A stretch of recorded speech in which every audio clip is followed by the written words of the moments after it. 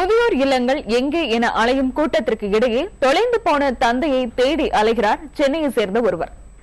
சென்னை கொடுங்கையூரைச் சேர்ந்த சாலமனின் தந்தை கோவிந்தராஜ் கடந்த மே 28ஆம் தேதி காலை கொடுங்கையூரில் இருந்து ஸ்டான்லி மருத்துவமனைக்கு சென்ற கோவிந்தராஜ் இன்னும் வீடு திரும்பவில்லை. இதுகுறித்து கொடுங்கையூர் காவல் நிலையத்தில் புகார் அளித்த சாலமன் 65 வயதான தந்தை கோவிந்தராஜை இரவு பகலாக தேடி வருகிறார். தனது தந்தையை காணாமல் குடும்பமே சோகத்தில் மூழ்கி இருப்பதாக வேதனையுடன் தெரிவிக்கிறார் இவர். பெற்றவர்களுக்கு உரிய மரியாதை அளித்து அவர்களை அன்புடன் அரவணைத்து செல்லுங்கள் என்று புதிய தலைமுறை வாயிலாக வேண்டுகோளையும் வைக்கிறார் இந்த சாலமன். இன்னைய தினம் எங்க அம்மாவுக்கும் எங்க அப்பாவுக்கும் திருமண நாள். அது ரொம்ப கஷ்டமா இருக்குது. வீட்டில் ஒரு என்ன பண்றதுன்னே தெரியல. அம்மா அழுதுனே இருக்கா.